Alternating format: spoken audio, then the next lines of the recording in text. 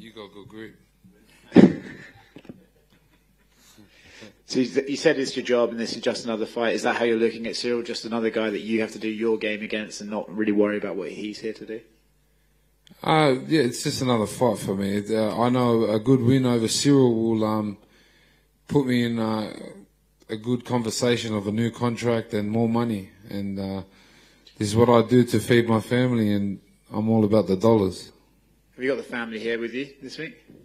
Yeah, my son's here, family's here. A few people from Australia's travelled over. We can travel now, so big Archie there at the back. Yeah, it's good to see, you know, finally everyone can come, and it's a great opportunity for me. A couple of my family members have travelled, which if I'd never got the opportunity to do something like this or come this far in life, you know, they would never travel outside of our little Western Sydney box. So it's something I'm really proud of, and it's a massive achievement for me to be a part of history for the UFC and for Paris. When you look at Ciryl, right, a lot of people talk about his striking and his movement. Do you see him as a kind of a complex guy to fight, or do you think, look, once we're in there, we're both big guys throwing punches and that's just the way it's going to go? Oh, we all know he's a great athlete. He's really fast and all this, but I excel in the cage. Once the cage door's shut, it's only me and him. And as much as people keep telling me I have to worry about Ciryl, I think Cyryl's got a bit to worry about for me too. Obviously, the heavyweight division's in a weird one right now. Like, they're talking about John Stipe. We don't really know if that's happening yet. Francis is out injured. What's on the line here for the winner? Does the guy who wins this fight get to call the UFC and say, hey, screw John, screw Stipe, I get to fight for a title now? Definitely the winner gets a say. That's for sure. But that's not on my mind at all. I got a big Frenchman coming to knock my head off, and that's my only worry at the moment. Speaking of French, is it possible to do a shoey with wine, or is it just beer only? Look, this has been a long fucking camp. I'm ready to do anything. Anything. Oh, shit. Anything. Tai, you mentioned there about John Jones. How do you see him returning and at heavyweight? I've said it before, John Jones is a GOAT. He's one of the greatest to ever fight. We all know this. But as a heavyweight, no one really knows. I'm sure that he's still John Jones. His talent and his skill is great. But heavyweight's a different kind of league. You know what I mean? And we don't know. We have to wait and see. If that fight does go down with him and Stipe, how do you see that playing out? My tips are pretty bad, so I reckon Jones will get him. Jones is still young. I think Stipe's a bit older. But to be honest, I don't even watch, so I don't know. And you said that he's one of the greatest of all times. Do you see that as a potential matchup for yourself, maybe later down the line? I'd love to fight him. I said it before. This is why I do this. I want to. One day when I wrap up this whole fighting gig, I want to say I fought this guy and that guy, the best guys. I don't want to come out and I didn't have the opportunity to fight the best. So I'd love to fight John, and I'd love to knock his head off as well. It'd be pretty cool. And then, of course, going back to this weekend with Ciryl, where would you rank him in terms of the competition that you fought previously? Cyryl's a champion. He's won the belt. He's one of the best of the best. I've fought a couple champions now, and he's up there with the best for sure. He would probably be one of the most elusive maybe fighters, and within speed and his movement. But if I dink him, I sink him. And what did you make of his performance against Francis Ngannou? It was good. I thought To be honest, I don't really know. It was good. I think he lost, didn't he? Yeah. Yeah, but yeah, good fight. And of course yourself, you know, you're on a 5-fight win streak, all being finishes within the second round. You know, what do you put that success down to? If I dink 'em, I sink 'em. If I hit you flush, then don't worry about the cardio. Don't worry about none of that. You're going to bed. Thank you. Oh, just to build off that, you know, when you are on that kind of streak, what does that do for your confidence heading into a fight like this? It's cool. I don't know. I'm confident in every fight. I think confidence is key, especially in the fight business. I think I'm just lucky I've got more cool. I don't really take too much into account. All I know is Saturday I get paid and I get to get drunk, and when I win, I get more money. That's all that matters to me. And I wanted to follow up on something that kind of came out, was about you paying for your own airfare over to here. And I just wanted to clarify, is that just because you wanted to be like first class and wanted the leg room, or, you know, are you paying for the whole thing, kit and caboodle? Well, I'm not the smallest human, so it is better to fly up the front. But I had a chat with Mick, and I don't know. Apparently, it was in my contract to. I don't know. But yeah, the flights. We should all fly business, just quietly, but that's another conversation. All right, last one for me. What did you make of the crowd reception yesterday? There were chants of "you're going to die," and then there was chants of, you know, "give us a shoey." Do you think you can win some of these fans over? Look, I entertain. I walk out to bangers, I knock people out, and I do shoeys. So, what's not to love? What's not? Yeah.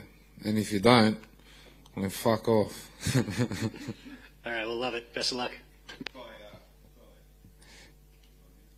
Yep. Doing that.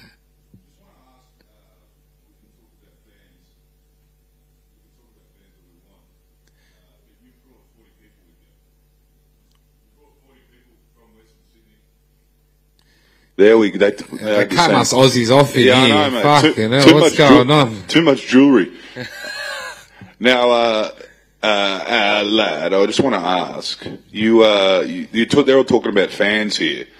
You've got close to 30 to 40 friends and family that have come out, mostly from Western Sydney.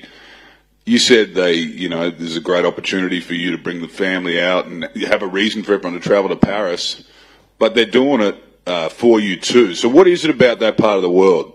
You know, they're obviously breeding tough. They breed them tough out there, but there's a lot of love. And are you feeling that right now in Paris? Definitely. Like I said, some of my closest friends and my family have made a 24-hour plane ride to come and watch me do my thing. And win or lose, I know that they're on my side, and that's a great feeling to have. And shout out to the rest of Western Sydney.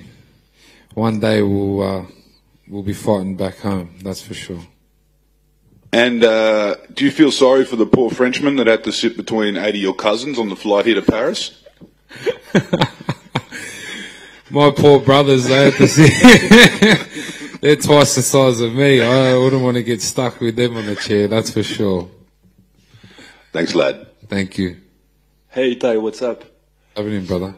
Since you arrived in Paris, do you feel how much is important for the French public to have a UFC event in France and a champion like Ciryl Gane? Definitely. I think considering it being illegal not long ago to having two champions that have come out of this side of the world, as in Francis and Ciryl, it's crazy. And I think it's awesome that finally that they've come around and now I get to have an event, and even better for me to be a part of history, like I said, and be a part of this whole gig. It's awesome. Thank you. Thank you. Tai, you mentioned Ciryl as a champion. He's known to be one of the quickest heavyweights of this division. Dana once said that he moved like a middleweight. How are you going to do to knock him out, and what's your game plan?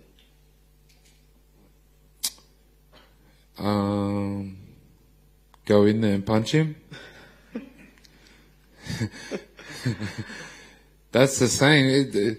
My game plan is the same for every fight. It doesn't matter. It's go in there and fight, and that's what I do. And I'm gonna go in there and fight. Perfect. Thank you. You're welcome. Hi. Yesterday during the open workouts, the French welcome was more of a boost than has for you. What do you want to say to the French fans after that? Does it impact you before the fight? No, it's normal. If you cheer opposition more than your own people, you don't belong in that place, I think. For example, if Ciryl come to Western Sydney, I don't think he'd get a big cheer either. It's understandable, and I agree with it. I'm all for it. But by the end of it, I'm sure I'll leave France with some new French fans, win or lose. Good morning, Tai. Morning, brother. So, sorry. Almost as famous for your walkout songs as you are for doing the shoey. So can you tell us what you have planned for your walkout Saturday night? Look, a lot of people try. I never give it up until I walk out. But this one's for the French fans, so maybe I might get some French fans after this one. I was thinking maybe like a nice French chanson, some Jacques Brel, or... I don't know what you said, but it sounded good. All right. Any nice new jewelry gonna buy after the fight? Well, if I get another head, I get another ring, you know what I mean? That's what the ring stands for, yeah? No, it doesn't, but They will now. these are my money makers. I just like to put good clothes on them. Good luck, man. Thank you, bros. Yeah, right here. So, what kind of game plan do you think Ciryl has for you? Good at what he does, and that's staying long and fighting the fight out. I think we're two very different styles, and I think that's what's going to make it so entertaining. My style is I'm an aggressive fighter. I bite down the mouth guard and I go forward, and his is to keep distance and score a good fight. So I think that's what's going to make it so interesting and make it such a good battle. But also he's here to put a show on for his fans and to set an example for Paris MMA. And if that means us throwing down in the middle of the ring, I'm all ears. Yeah. So, what time will it be broadcasted back home? That's a good question. Plus, do you expect a lot of people to watch? Oh, so I think it's on at like 6 or 7 a.m. So that means big benders for Australia. Big benders. That's Australian culture, right there. Thanks. Thank you. Tai, we mentioned already that you're on a fight-bout winning streak, but what changed in your mind after the Spivak loss? Losing. Losing shit. No one wants to lose. No one likes to lose. And I think after losing 3 times in a row, there was something that needed to change, and I think it was me. I needed to just have a look at myself and change what was happening outside of the cage as much as what was happening inside the cage. And I had to look in the mirror, and I felt that I changed a lot, and I switched up a few things, and I take my job a lot more serious now. Are you happy with the results so far? I'm happy in life, yeah. So I think in general, the happier I am, or if I'm happy in general, I think everything else blossoms into what it needs to be. And that's including business, family, everything.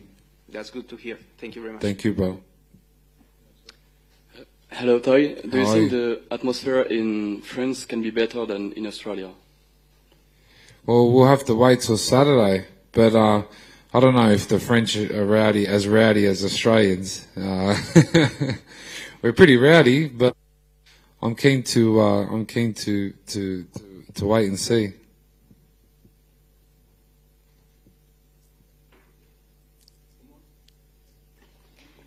Hi.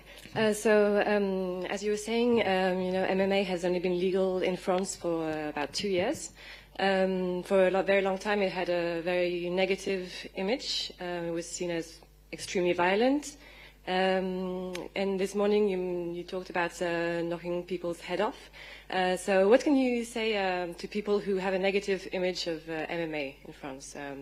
Maybe that it's more than just a violent sport, it's also tactical, technical, or what can you tell them to maybe make them watch this game? That's just a figure of speech, but I'm sure if I did that, I'd probably go to jail. But MMA is mixed martial arts. Martial arts is for the sport itself is very beautiful in a way. You have to put time, you have to put effort in to get good at it. It's not something. I'm a street fighter. I consider myself I call myself a street fighter, but the whole MMA as a sport, it's jiu-jitsu, taekwondo. These are all sports that you can't just rock up and do for one day. It requires time and effort. It's a beautiful sport and it's a beautiful thing. And what better way to express yourself than challenging against another human that practices the same things, you know what I mean? So I think the sport is beautiful and it's something that kids should get into for self-defense and to keep grounded and for your own confidence, because in a gym you can never get too big-headed because it'll soon get put down. Well, that sounds aggressive again, but fuck, I'm not the one to talk to us. Someone that speaks for the sport, I don't know. But yeah, follow the sport, get around it, French. It's not violent. We just knock people out. Thanks, guys.